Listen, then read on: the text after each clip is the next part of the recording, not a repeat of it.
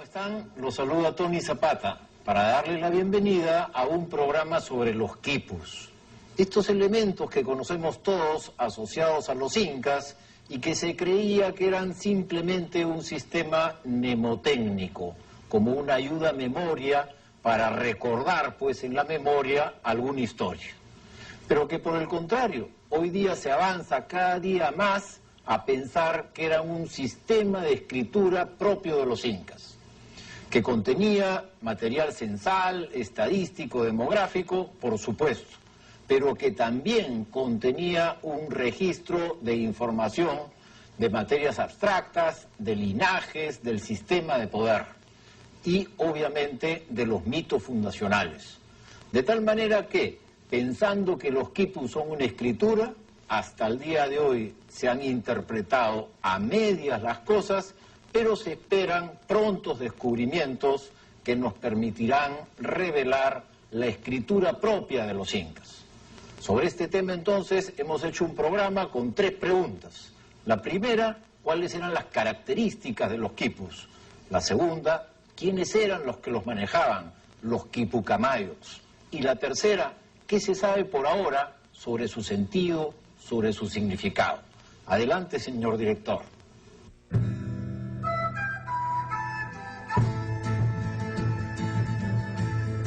Quipu es una palabra quechua y significa nudo, porque todos los cordeles verticales que colgaban de ese cordel horizontal tenían nudos.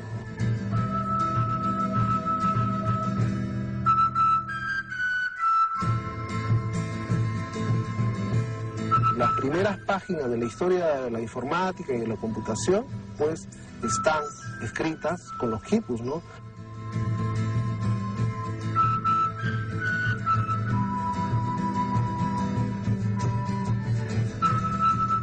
Es un recurso de información, es un medio de transmisión de información y al mismo tiempo de archivo. Es un lugar, un instrumento en el cual se registran, como en todos los pueblos del mundo, ¿no es cierto?, se registra la parte de contabilidad del Estado, de contabilidad en fin, de los intereses económicos y de acontecimientos que se daban. Los quipus fueron un sistema para conservar información compleja. De hecho, fueron el lenguaje del imperio, porque estuvieron íntimamente asociados a la expansión y al fortalecimiento del Tahuantinsuyo. Los incas gobernaron gracias a 2 instrumentos principales: la red de caminos, conocida como Capac Ñan, y el sistema de los quipus, manejados por especialistas llamados quipucamayos. Caminos y nudos le permitieron al Inca comunicar el centro político con los confines del imperio y mantener la lógica y las cuentas de la tributación de la población con el Estado. Yo pienso que lo más importante del quipu es que te permite tener actualizada tu información sobre qué es lo que ocurre en un territorio. El quipu está en la base, junto con el camino, con el Capac Ñan, está en la base del éxito económico que pudo tener el Estado inca y político. No tanto por los mecanismos de control, cuanto por la disponibilidad de recursos que el quipu contiene en sí mismo. El Capac Ñan es el resultado de una excelente organización que existía antes y el quipu era parte de eso. El quipu, más que el saber cuántas gentes hay, lo que te dice es cuántas gentes, para qué, cuánta comida, para qué, cuántas telas, cuántas armas, cuántas cosas, en dónde y cómo, y su disponibilidad, pero como algo actualizado y permanente, de tal manera que si eso cambiara, cambiaba el quipu.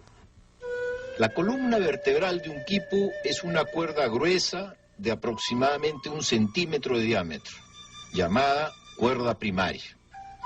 Ella está fabricada con hebras hiladas de varios colores. Su característica es que son mucho más elaboradas que las colgantes casi siempre, ¿no? Tienen a veces por medio pues, de torsiones y combinaciones de cuerdas de colores, sacan arreglos pues, lindos, con acuerdos en algunos casos muy bonitos, ¿no? Esa cuerda principal, en algunas pocas ocasiones, ha sido reemplazada por un palo de madera. Y hay algunas que tienen, digamos, en un extremo una borla, ¿no? Una borla, que podría indicar, por ejemplo, identificar al quipu camayo, podría identificar, digamos, al asunto al que se refiere el quipu, ¿no? Por ejemplo, por decir una cosa imaginativa, si una borla roja podría indicar, vamos, datos sobre guerra, ¿no? A armas, en fin, cosas de ese tipo. Sin que esto quiere decir que sea así. Información propiamente imperial, ¿no? Del Estado. Imperial. Pero esta cuerda principal es el soporte de numerosas cuerdas secundarias que penden de ella. Y son en estas cuerdas secundarias donde se hallan los nudos que contienen la información.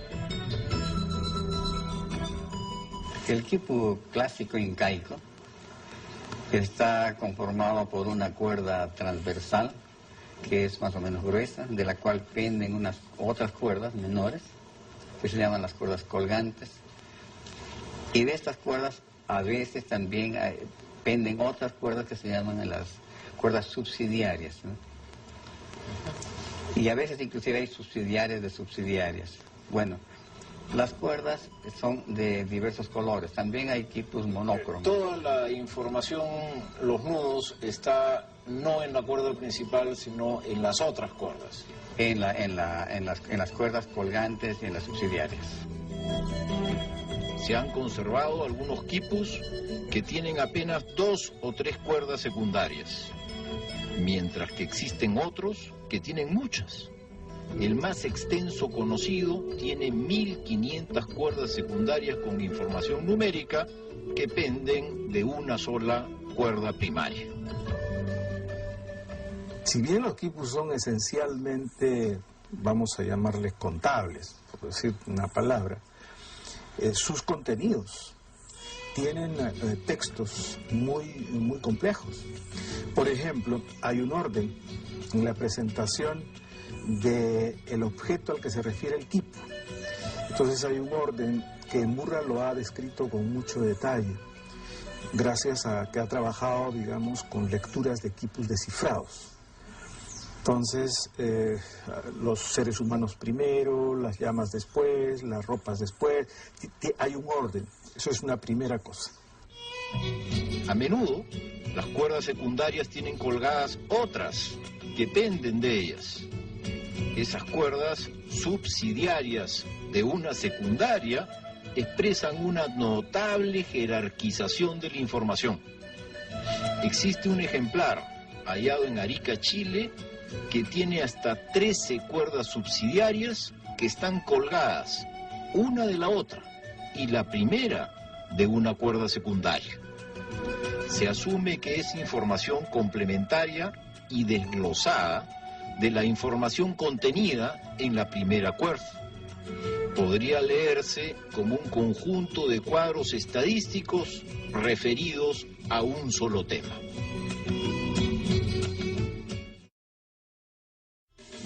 Las cuerdas están fabricadas con lana de camélidos o fibra de algodón.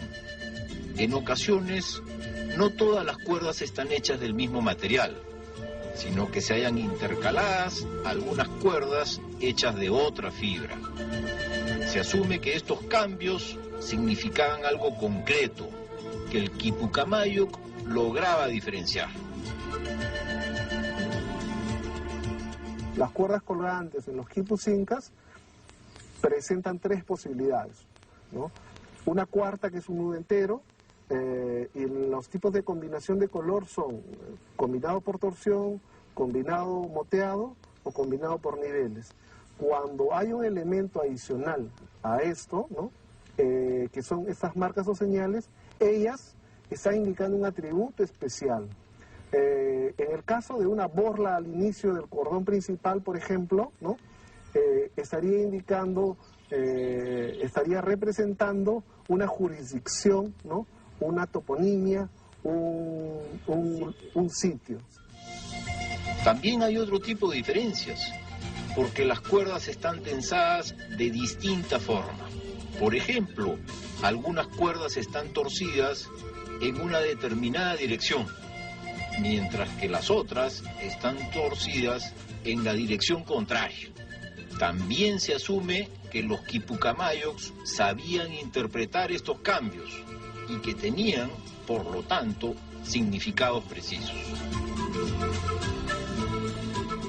En un quipu había todo un conjunto de códigos que podían particularizar, eso está clarísimo en Cobo, que podían particularizar el quipu, de tal manera que no era sorprendente que un quipucamayo frente a otro quipu que no era de la procedencia que él requería tener, pudiese leerlo tan fácilmente. Podía leer las cosas generales, pero había todo un conjunto de mensajes, vamos a llamarle codificados, en donde lo que representaba el color azul en un quipu no necesariamente representaba en este, o representaba, qué sé yo, como una adenda, ¿cierto? Tenía tal cosa, pero al mismo tiempo tal otro mensaje.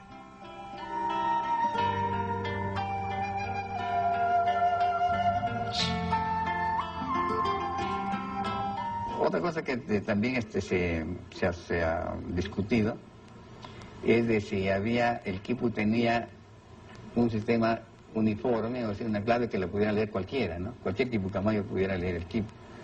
Algunos dicen que no, que cada quipucamayo hacía lo suyo a su modo, ¿no? Pero si hubiera sido así, ¿cómo podría recopilarse la información censal, por ejemplo, de todo el imperio hacia el Cusco, ¿no? Tenía que haber un sistema único o de los tributos. Los quipucamayos fabricaban los quipus y no solamente los leían y sabían descifrarlos. De hecho, la palabra camayoc está significando un maestro que conoce el proceso íntegro de fabricación, conservación e interpretación. Camayo es algo muy importante. El camayo es un especialista, el camayo es un profesional. El camayo es el que puede, camayo quiere decir el que puede. Entonces el que puede con los quipus. Y esto implicaba un estatus, una posición, pero al mismo tiempo la capacidad de poder hacer quipus, de poder leer los quipus, etc. Cuando los incas asignan prerrogativas a sus autoridades locales y a sus administradores, dentro de ellos los quipucamayos pueden haber tenido tranquilamente un lugar privilegiado, ¿no? Posiblemente habían talleres donde un quipucamayo mayor trabajaba enseñando el oficio a varios jóvenes. Estos quipucamayos imperiales tienen que haber sido parte de la élite gobernante, porque buena parte de la administración cotidiana dependía de estos vigilantes de las cuentas. Es un instrumento de una élite muy corta, incluso en el propio Estado. No todos, digamos, en el sector de poder, no todos estaban en capacidad de poder leer un quipu, de poder manejar un quipu, poder conocerlo. Los quipucamayos eran especialistas, reconocidos. Era, de hecho, vinculado al Estado, no era algo que pudiese ser libre. Había muy pocas cosas libres en las sociedades arcaicas y desde luego en el Estado inca. El sentido de la libertad es simplemente la inserción dentro de que la comunidad o el Estado definen. Y en el caso de los quipus, esos son los secretos del Estado, es saber cuántas gentes hay, cuántos tributarios se pueden tener en un determinado lugar y qué cosas pueden entregar esos tributarios al Estado. Eso es una cuestión básica para la supervivencia del Estado.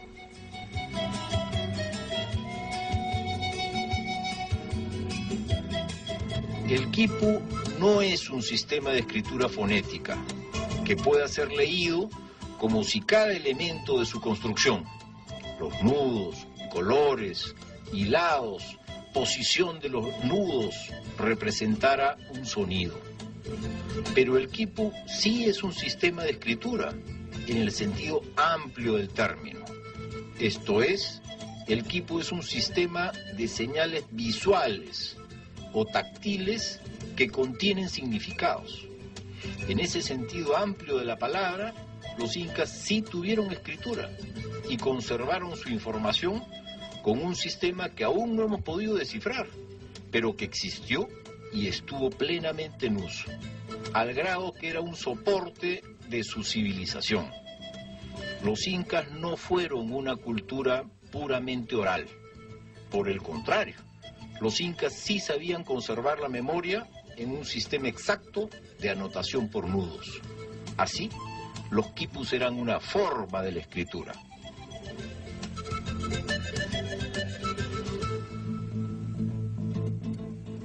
El quipu es un tipo de recurso básico que tuvo representaciones muy similares en todo el mundo.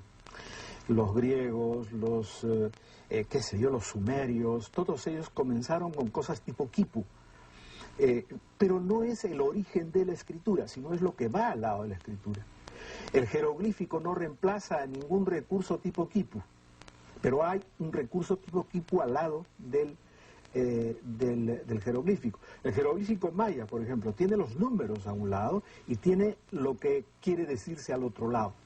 Y de acuerdo a los estudios de Porras, yo respeto mucho en esto los estudios de Porras Barrenechea, de acuerdo a los estudios que él hizo, hay evidencias de que se estaba procesando un tipo de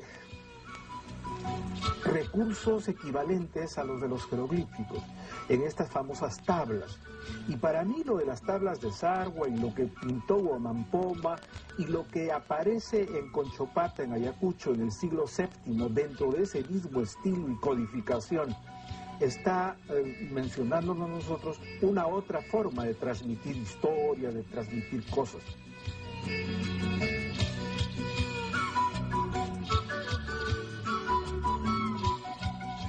Toda la información, toda la realidad, la reducían, la llevaban a números, o a colores, o a posición en las cuerdas, ¿no? En esta secuencia ordinal, o según otros principios, ¿no? Que son más o menos explicables, ¿no? Entonces, la necesidad de la escritura en realidad era redundante en la medida en la cual el espacio de comunicación se reducía al cumplimiento de las órdenes, ¿no? Y a la responsabilidad por el trabajo en cuanto a la seguridad del Estado, ¿no? La posibilidad de riesgo por peligro en las fronteras, y todo era controlado con números, con valores y con categorías que podían ser fácilmente discretas, ¿no? Fácilmente entendibles, ¿no? Fácilmente explicables, porque no había espacio a la discusión, ¿no? No había el adjetivo, no había el espacio intermedio en el cual uno pues necesita interpretar, ¿no?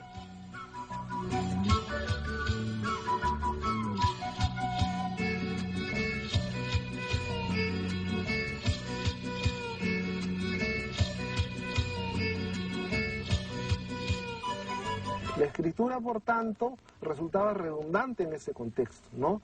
Y no es porque necesariamente de la tradición de los quipus devenga o sea un paso previo al de la escritura, ¿no? Sino, tal vez, como dice Salomón, es el camino no tomado, ¿no? Es una opción distinta, ¿no? Y eso tal vez es otro mérito de la tradición del uso de los quipus en los Andes, ¿no? El quipu es un sistema de anotación tridimensional de significados. A diferencia de la escritura convencional de la nuestra, que requiere de instrumentos para plasmar la información, como por ejemplo el papel, la tinta, pluma, por el contrario, el quipu transmite significados táctilmente, a través de nudos y de la combinación de colores y formas de torcedura de la cuerda. Huamampoma indica en su crónica, que se ha escrito a principios del siglo XVII, muy claramente que los quipus tenían función de carta. Incluso en un dibujito que él hace, hay un chasqui corriendo que tiene un pequeño quipu en la mano y hay un letrerito encima, una etiqueta, y pone carta. Entonces, evidentemente, Chasqui está llevando una comunicación que le está mandando un oficial a otro oficial.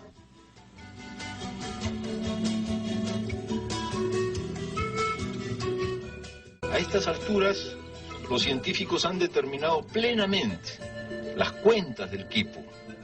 Sabemos cómo anotaban los incas la información numérica que producían.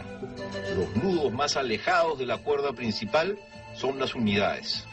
A continuación, dejando un espacio libre, se hallan las decenas, luego las centenas y los millares pegados a la cuerda principal. La base del sistema, como se ve, es decimal. El sistema incaico es decimal y posicional. Sí, que es igualito que el que usamos ahora, ¿no? Es asombroso, ¿no? En eso, sin ninguna exageración, ninguna cosa, estaban por encima de los romanos, de los griegos, perfectamente, de los mayas. Cada nudo es distinto. Contiene cada nudo números diferentes de vueltas, y los hay del 1 al 9. Así, de acuerdo a la posición del nudo en la cuerda, y de acuerdo también al número de vueltas de cada uno de los nudos, podemos decir exactamente, sin ninguna duda, que esta cuerda, por ejemplo, dice una cantidad precisa, 234. Pero lo que no sabemos es 234 ¿qué?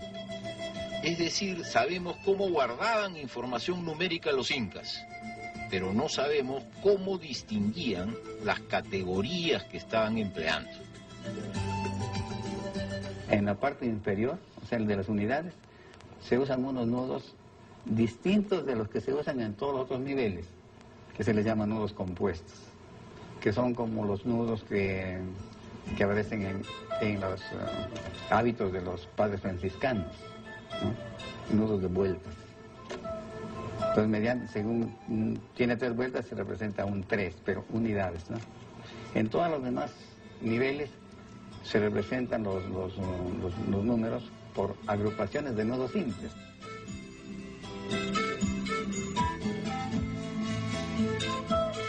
Por otro lado, tampoco sabemos interpretar los quipus no numéricos, y sin embargo, sabemos que existían quipus que contenían información sobre genealogías y mitos.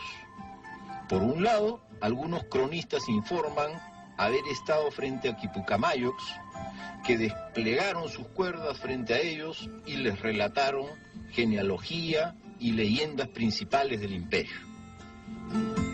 Otra cosa que también se ha discutido es de si el quipu tenía un sistema uniforme, o sea, una clave que lo pudiera leer cualquiera, ¿no? Cualquier quipucamayo pudiera leer el quipu. Algunos dicen que no, que cada quipucamayo hacía lo suyo a su modo, ¿no? Pero si hubiera sido así, ¿cómo podría recopilarse la información censal, por ejemplo, de todo el imperio hacia el Cusco, ¿no? Tenía que haber un sistema único, esto de los tributos, ¿no?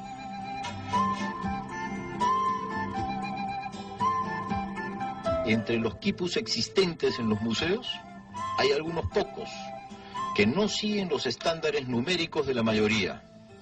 Es decir, se halla que no respetan la posición en la cuerda o que los nudos tienen más de 9 vueltas.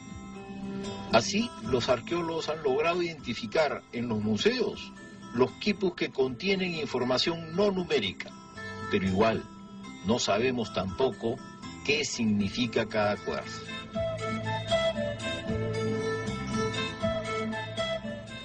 Los valores que presentan estos quipus exceden del orden decimal, es decir, hay nudos largos, no de 9 vueltas, ¿no?, que es el límite superior de unidades, sino excede hasta casos, por ejemplo, como de 15 vueltas, es decir, una unidad, ¿no?, de 15 unidades como valor. Y eso es en un caso. En otro caso, otro indicador de un quipu no numérico se ha planteado siempre en el caso de los quipus que no guardan el orden de los niveles relativos, ¿no? Las distancias de unidades, decenas, centenas está roto, ¿no? Hay una arbitrariedad en ordenar los datos numéricos, los nudos. había calidades de equipos, ¿no? Porque sí, por ejemplo, cuando, digamos, en nuestro idioma, ¿no? un libro puede contener un texto de filosofía o de economía, alguna cosa muy importante con características particularísimas, o sencillamente ser un cuento infantil, ¿no? Claro. O aún menos que eso podría ser, digamos, una cuenta de mercado, ¿no?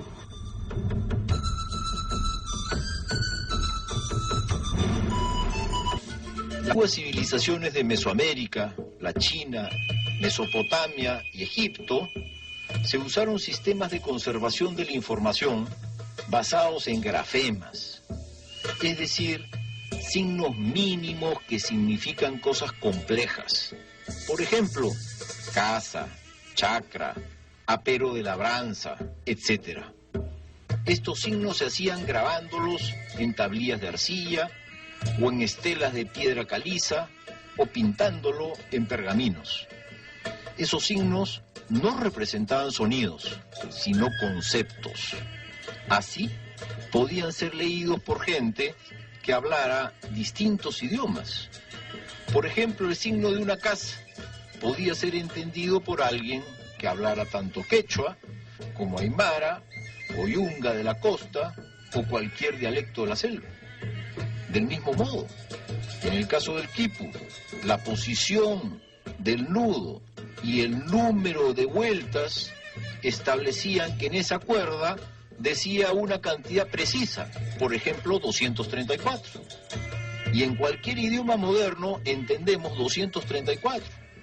Puede ser francés, en el cual el número se piense, o inglés, o castellano, o quechua, o aymara, igual la gente entiende 234 porque es un concepto numérico y no es un sonido. Así, la vía fonética de la escritura se desarrolló solamente en algunos lugares, ahí donde habían sociedades que hablaban idiomas de la misma raíz, como por ejemplo la raíz indoeuropea de los idiomas que se hablan en Europa. Como ellos compartían la raíz de sus lenguas, entonces su escritura fue fonética, y no obstante ser distinta, lograban entenderse. Pero en aquellos territorios cercanos, donde habían sociedades que hablaban idiomas procedentes de varias raíces, se desarrolló la vía ideográfica de la escritura, porque permitía leer a gente distinta sin necesidad de traducción. De este modo, el quipu, además de las virtudes que ya le conocemos, poseía otra cualidad sobre la cual no se ha reflexionado extensamente. En efecto, el quipu contenía información que podía ser interpretada por quipu camayocs que hablaran diferentes idiomas entre sí.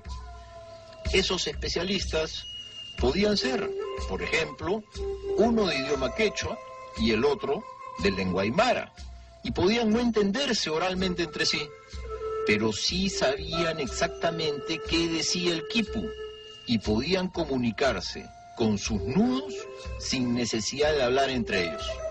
Eso no lo logra ningún sistema moderno de escritura. El quipu, al igual que todos los instrumentos de registro que existieron en el mundo entero, que derivaron en lo que se conoce como escritura, es un instrumento de una élite muy corta, incluso del propio Estado. No todos, digamos, en el sector de poder, no todos estaban en capacidad de poder leer un quipu, de poder manejar un quipu, de poder conocerlo.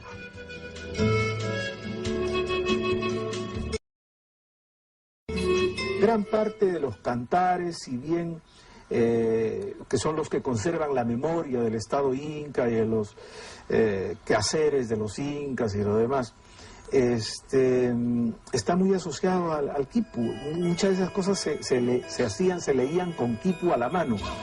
De modo que el quipu es algo más que simplemente un instrumento contable para comenzar. También tenía un sentido mnemotécnico, ¿no es cierto?, que te permitía recordar.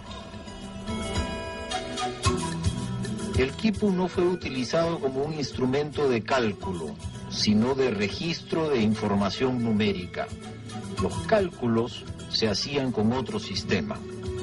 Los científicos piensan que en el mundo andino se empleaba una especie de ábaco para realizar las operaciones aritméticas. Ese ábaco, llamado yupana, habría sido elaborado con tablas y aparece en una de las imágenes del famoso cronista indio Guamán Poma de Ayala. Nótese que se trata de una sola imagen, donde aparece el quipucamayo como figura central y abajo, en una esquina, la yupana. Esta ilustración sugiere que el quipucamayo calculaba con el ábaco, con la yupana, y que al tener las cuentas claras, las vertía en el quipu. El Inca lo que ve son números en la realidad, y si no los ve con facilidad, los concibe, los construye, ¿no? Eso es un poco el misterio, eso es un poco el gran aporte y la facilidad y la posibilidad que tuvieron los incas para controlar un imperio tan grande, un imperio tan vasto.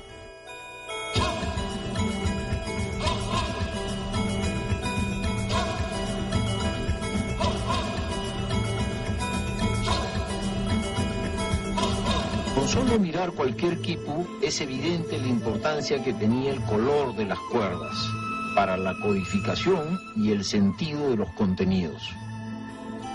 Los colores son esenciales, ¿no? Los colores son una cosa esencial. Ahora, lo que ocurre es que no sabíamos cómo utilizaban los colores para denotar la naturaleza de los números, ¿no?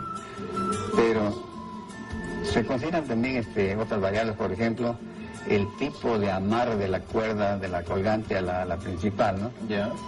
Se consideran variable, otra variable, por ejemplo, es la orientación de cada nudo, ¿no? Ahora, yo creo que eso está bien registrarlo, pero yo no estoy muy seguro de que eso pudiera tener un significado, no lo sé. Ahora, la torsión sí. La torsión yo creo que tiene significado y le digo por qué.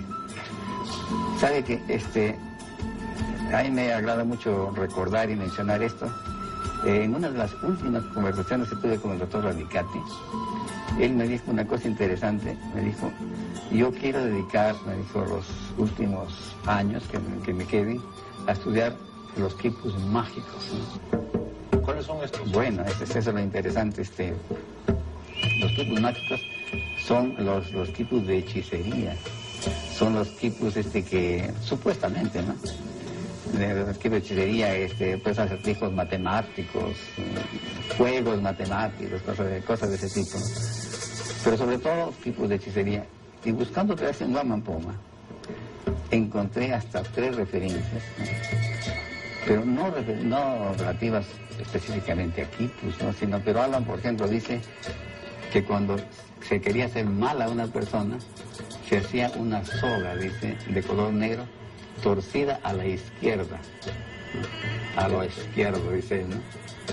Y que eso se ponía por el sitio donde iba a pasar la persona a la cual se le quería hacer un daño, ¿no? Entonces, evidentemente, por lo menos teniendo en cuenta lo que dice Guamán Poma, pues el sentido de la torsión tiene un significado, ¿no? Igualmente aparece claro que las cuerdas secundarias están agrupadas y que se pueden distinguir conjuntos que deben haberse referido a la misma categoría. En algunas crónicas hay descripciones y siguiendo las anotaciones sobre quipus que se hallan en las visitas, hace muchos años John Murra planteó cuáles eran las categorías de un quipu estatal.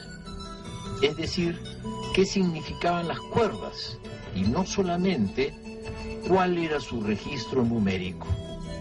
Murra planteó que un quipu de los Huancas contenía información sobre demografía, población tributaria, animales domésticos y cultivos, y que su lógica eran series de personas, animales y plantas.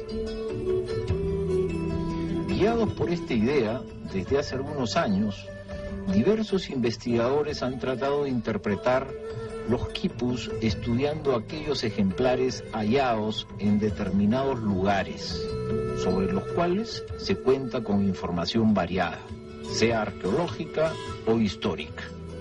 Así, por ejemplo, se ha trabajado sobre un quipu encontrado en Asia, planteándose una interpretación de ese quipu y, por así decirlo, planteando su significado. Así entonces, diversas investigaciones en curso apuntan hacia descifrar el significado de las cuerdas y lograr entender qué estaban contando los nudos. Del mismo modo, un equipo de la Universidad de Harvard, dirigido por Gary Burton, ha trabajado los quipus de Puruchuco y asimismo ha logrado interpretarlos, planteándonos una hipótesis completa sobre el significado de las cuerdas. Parece ser una vía muy fructífera de investigación, ensayar la interpretación de un quipu con el sitio donde ha sido descubierto y emplear toda la información que conozcamos sobre el lugar.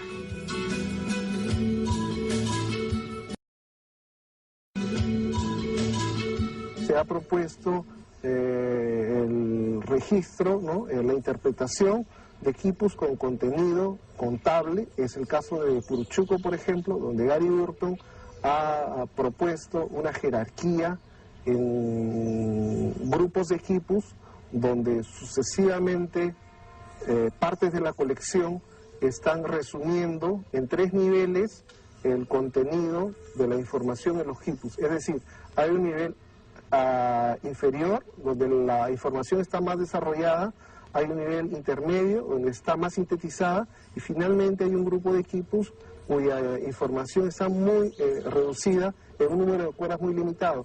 ¿Qué ha propuesto Gary Burton? Que existe un nivel jerárquico de menor a mayor. El mayor es estatal y el menor es local. Otra vía de los estudios ha sido enfocar el uso de los quipus el día de hoy. Así, los antropólogos Franz Salomon y Óscar Núñez del Prado han buscado y encontrado comunidades donde antiguos quipus siguen existiendo y cumpliendo funciones. En algunos casos, su uso es puramente ritual, pero en otros ha conducido a confirmar algunos principios y a descartar algunas otras ideas. Como por ejemplo, la base decimal sigue vigente hasta el día de hoy. También la posición de los nudos, el grosor de ellos y el color de las cuerdas diferencia significados. Tú sabes que lo de Rapaz se cuenta, por ejemplo, la guerra con Chile, ¿no es cierto? La guerra con Chile está expresada en el reemplazo de un nudo por un soldadito chileno, ¿cierto? Que está colgado, adherido al cordón, un muñequito. Está refiriendo eso. Obviamente quien llegaba a ese punto de la narración contaba la guerra con Chile. Y eso se guardaba en el tiempo de los incas pues en forma de cantares, ¿no?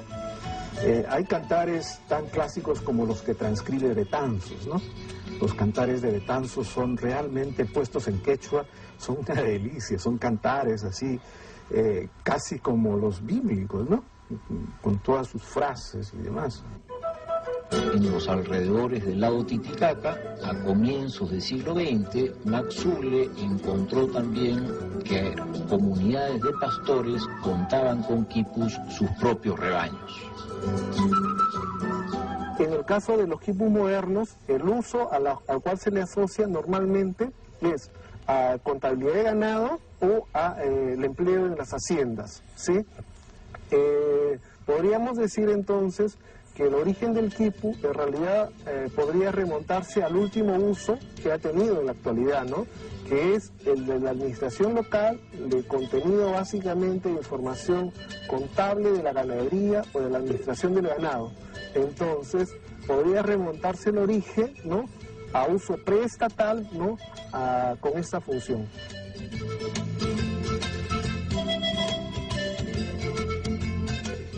Durante los primeros años de la conquista, los quipus fueron cayendo bajo sospecha.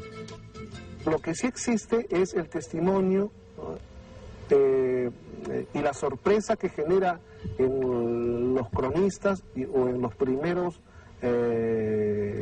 españoles del rigor en la información, de la exactitud, de la precisión en los datos, que en algunos cronistas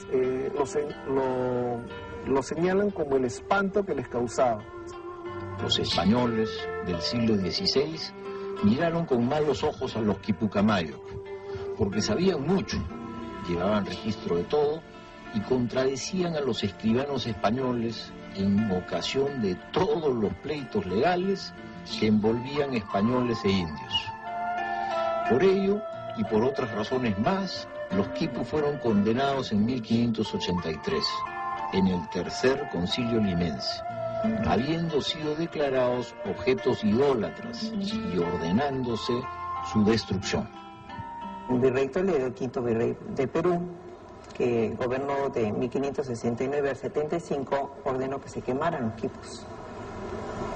¿Que se quemaran? Que se quemaran los quipus, o sea, gran parte de la pérdida de información acerca del pasado, acerca de cómo funcionaba el Imperio Inca, acerca de las historias de los linajes de las panacas, historias locales también de provincias, está perdido por esta gran quema. Pero esta quema, digamos, ha sido sistemática, no solamente se ha hecho en los Andes, se ha hecho también en México, se ha hecho entre los mayas, todas las bibliotecas donde se compilaban la información de los indígenas ha sido sistemáticamente quemada. Es muy poco los que ha sobrevivido. Afortunadamente han sobrevivido hasta nuestros días unos 700 a 800 quipus, de los cuales menos de la mitad se hallan en el Perú, casi una tercera parte. Lo emocionante de nuestros días es lo avanzadas que se hallan las investigaciones para interpretar los quipus. Dentro de poco se habrá terminado de entender y podremos saber qué decían los incas en su propia escritura.